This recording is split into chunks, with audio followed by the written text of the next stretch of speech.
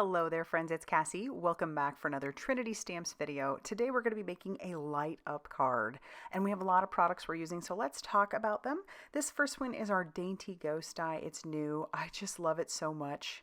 The little doily bit is just cute. We also have our Halloween sentiments. We have our one light, so we're going to be making a one light card. Love these lights, you know that. We also have our Spooky Silhouettes stamp set. It does have a matching die that you can get separately. I'm not going to be using that today, but this silhouette stamp set is fabulous.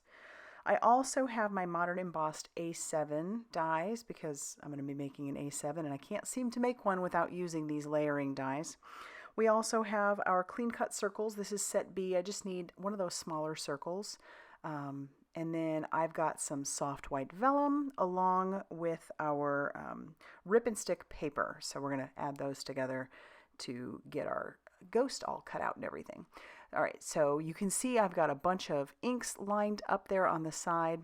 I'm going to show you, that's how I chose my colors, doing it on the color palette inside our sketchbook. I am loving, loving, loving that sketchbook. As you saw, I had all of my blending buddies all lined up there with their colors. Loving the little coordinating color tab that you can get for your blending buddy. This first color that I'm using is called Screamin' Green. And then we're bringing in some various distress inks. I just thought this color combo would go really well together. That next one is Squeezed Lemonade.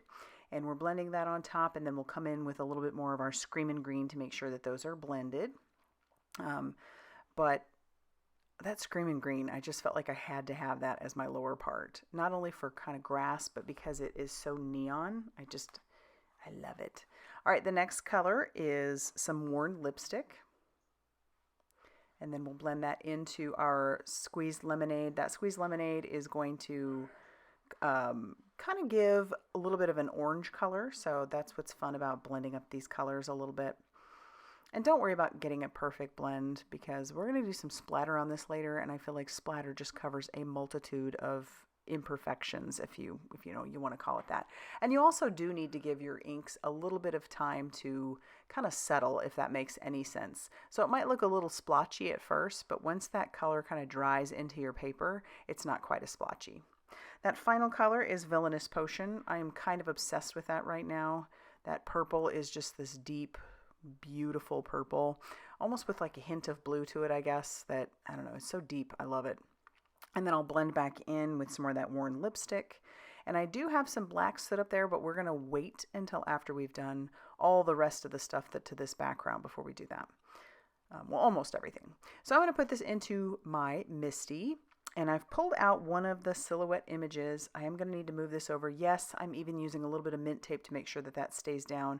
We've got 2 magnets just in case I need to stamp this again. But we'll close the door of the Misty, and I'm going to bring in some VersaFine Clair Nocturne ink. It is a pigment ink, so it's nice, crisp black, and it will stamp beautifully over the top of these colors because I wanted it to be nice and black. So I'm just using this cute little tool that one of y'all had given me, and love it. That worked out great. Okay, so now I'm going to bring in some of the other images and we'll just build up our little scene back there. Once I get all of those images on there, whether it be tombstones or bats, then we'll bring in our pigment ink one more time and ink the trees up and all the rest of it, and then we can stamp that down, and that is going to then not complete, but it'll complete the little scene of us stamping. And you've got a little cat on there. It's just so cute. I love it. Okay, so we'll pull that out. Next, I'll bring in my A7, my Modern Embossed A7 die, run that through our die cutting machine. And then this is where I'm going to bring in that black soot. Now that I've got this die cut out and ready, because I didn't want to do the black soot and then end up cutting some of that off. Then we'll just lightly blend that on the edges. The best way to do this is to start from the outside and just kind of start rubbing on your mat or whatever you're using so that you don't get too much in the way of blending lines, if that makes sense. So I'm just going to blend that on there, and I love how this is turning out. But I have to do splatter. I just can't not do splatter. So I'm bringing in my Trinity Gold palette, and I'm going to use the silver to make it look like stars in the background. And again, if you have some blotchiness in there with your inks, this will cover that up a little bit. It's going to detract your eye at least. And look at that. That's so shimmery and beautiful. It just makes my heart happy. So we got to let that sit off to the side to dry. And I did already have this die cut out. So this comes from the Halloween Sentiments. We did Spooky and Sweet. I did the background in white and the words in black. And then I used some crafty glue friend along with a reverse tweezers to make sure that I was able to put everything down where I wanted it. But this little Halloween Sentiment set is wonderful. I think it's so cute. The font is wonderful. Next up, we're going to cut out our ghost, but in order to do that, I wanted to do it out of vellum. So I've got some rip and stick paper. And if you know much about vellum, you will know that vellum will show any sort of adhesive that you use. So I am going to just take my vellum and adhere it right down to this rip and stick paper. And I'm going to have a little bit left over on the edges, and I don't want to waste any of that. So I'm going to put that release paper right back down on top of the rip and stick paper, and then I'll bring in my guillotine trimmer and trim off what's left that can still be used. So this way I've got little strips of rip and stick paper that I can use for other projects. So just making sure that I've got that lined up. And then we can save those pieces for later. We'll put that back in with our rip and stick packaging. Okay, so here we have our little dainty ghost.